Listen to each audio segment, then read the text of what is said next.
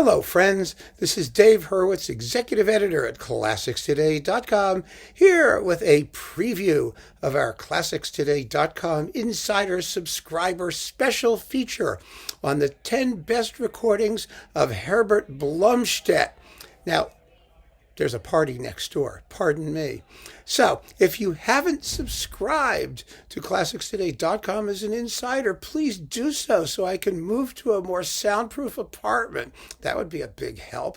But seriously, if you would like to subscribe, it's a great deal. There's all kinds of fun stuff in there. It's going to be just marvelous. It is just marvelous, actually. Thousands of reviews with sound clips and stuff.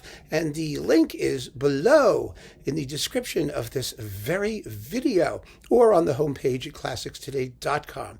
I thank you very, very sincerely for your consideration. Now, let's talk about Herbert Blomstedt. You know, he's in his 90s. He's still conducting. And he's slowing down a bit. He's a little less interesting than he used to be, which is what often happens when conductors are in their 90s, but not invariably so. He's had an interesting career, and I think it's worth sort of recounting. He's a conductor of a very particular type.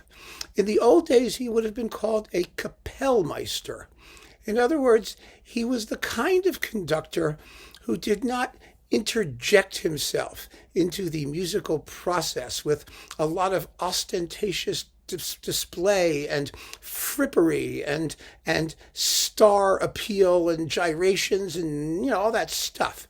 He just wasn't like that. He's just a supremely confident and masterly musician, and he's perfectly suited for the Scandinavian repertoire because that tends to have a certain Nordic emotional reserve in it anyway. I mean, you don't have to pant and drool and have it all hang out all over the place. But more than that, he's also a conductor who exists in a genuine symbiosis with the orchestras that he conducts. And that's a two-edged sword. And the recorded evidence, I think, is pretty telling about that. For example, he's recorded the Nielsen symphonies and other orchestral works twice. Once in Denmark and once in San Francisco. And you'd think, of course, that the Denmark ones would be more interesting because they're Danish and they really know it. But that's not true. That really wasn't true. It's not how it worked out. His Danish recordings of that music are actually rather dull. Or staid, let's put it that way. It could be you had a double dose of Nordic reserve, or it could be that the orchestra at the time that he made those recordings just wasn't a great orchestra. And as a result of that, he wasn't able to really coax the best sort of performance out of them. Whereas in San Francisco, that orchestra had a certain edge and boldness and gutsiness to the sound that very, very nicely complemented what he was trying to do. And I think that is one of the things that really helped him. Earlier on in his career, after he did the Nielsen stuff, he was in East Germany, where he was conductor of the Staatskapelle Dresden, a fabulous, fabulous orchestra, my favorite German orchestra.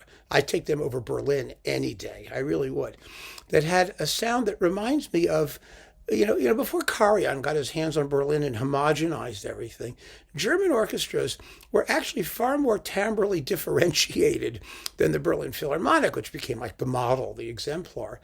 They were much closer to orchestras in Eastern Europe, like the Czech Philharmonic, and those kinds of orchestras that had nicely differentiated orchestral sections and a certain leanness to the sound, perhaps produced by a more narrow string vibrato in the string sections and more pungent winds in brass. Anyway, the Staatskapelle Dresden never lost that particular sound. That was their sound. And it was ideal for Blomstedt's kind of music making, because rather than imposing himself on the music, he was able to exploit the variety of sound in the orchestra, the color of the orchestra, to create performances that had tremendous clarity. And because they were so clear and so transparent, he didn't have to push really hard or get them to blast things out. And, it was just really a very, very good marriage. And the recordings bear that out. And we'll talk about it, a bunch of them. The other thing that Blomstedt had, the other quality that Blomstedt had that I think is really a very remarkable one, and it's hard to define but very real, is that he's a Seventh-day Adventist, and he always had a very, very sincere and deep faith. And that faith manifests itself in the way that he handles choral music and religious music generally. You know, I talked about this in my chat on what makes music spiritual. But if you listen to his recordings of the great choral works, things like the Missa Solemnis and the German Requiem and things like that, one of the things you find is that he doesn't make a fuss over them. He's quite similar also in that respect to Otto Klemperer. This unsentimental, matter-of-fact almost approach to the music that focuses all the time on basic musical virtues to express your belief in clarity of diction, perfection of balance between chorus and orchestras, good flowing tempos. So many other people, and my exemplar in this sense is Karajan, who was just the most awful choral conductor in the world. You know, his idea of religion was religiosity. It was this saccharine string sound and slower tempos and heavy legato and a lot of mushy pronunciation. You know, the idea, of course, was to make the music sound cosmic. And the less human, that is, the less vocal, the less immediately communicative it sounded, the more spacey and alienated it sounded, the more spiritual it must naturally be. Well, that's not the way I think most sincerely religious people look at their religion. You know, they don't regard, God as a alien spirit that's completely uninterested in humanity. They think that they believe that we express our faith through our humanity. And that means through praise, through prayer, through the vocal expression of sacred texts. And conductors like like Klemperer and Blomstedt, and there are a few others who had that sort of rock firm, just take it for granted faith, were able to do that in these works. And I think that's one of the reasons that Blomstedt was such a marvelous conductor in that music. It's completely unaffected, utterly sincere, completely sincere. Now, on the negative side, we have to say there is a very, very fine line between sincerity and blandness, between letting the music speak for itself. I mean, people say that, but of course that's never true. Whenever anybody plays music, they're interpreting. They're bringing themselves to the music, and that is an interpretation. So the music never speaks for itself. It's always a joint enterprise between the artist and the work. And so for Blomstedt, giving the music his extremely sort of sensible approach could be just revelatory and incredibly satisfying, or it could be dull as ditch water. And it's sometimes a little hard to tell which one you're going to get. In his more recent work, with the Leipzig Gewandhaus, for example, his Brahms symphonies, they're very, very beautiful, but they're extremely undramatic. And recently he released a Mahler Ninth, I believe it was with Bamberg. It's one of those performances that has all of the sensibility he's known for, but the intensity is just missing. There's only so much you can do in some works by, clarifying inner voices and balancing things nicely and choosing sensible tempos. There's some pieces where you just have to go for it and let it rip. And Blomstedt was not a ripper. He was not Herbert the Ripper. Never was, never will be. But that doesn't mean he didn't leave an absolutely astounding recorded legacy, and much of it done quite late in his career, in his San Francisco era and in some of the Staatskapelle Dresden recordings, where he wasn't so old for those.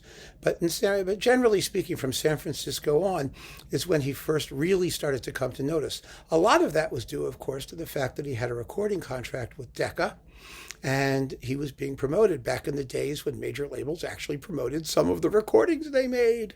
Wow! And, some of that stuff has been boxed up. In fact, I have it right here. Wait a minute. I happen to be able to reach right out, and there's this box of Blomstedt recordings. I don't know if it's still around. I hope it is. Unfortunately, because these people are so silly, they ought to just make a Blomstedt edition. Decca should just take everything they have, stick it in a box, and release it. Because, for example, he did fabulous Richard Strauss. Most of his Richard Strauss tone poems were put in the Richard Strauss orchestral music box that Decca released, but not all of them. They mixed them up with other people. Silly. His Richard Strauss is as great as Kempis was. It's like the great modern Richard Strauss pile of stuff. But, major labels do what they will when the spirit moves them, and it's not the same spirit that's moving Herbert Blomstedt, I assure you. But this particular set has some great stuff in it. Let's just take a look. Let's go through it, shall we? As long as we're all here together. And some of you may want this, because it's all good.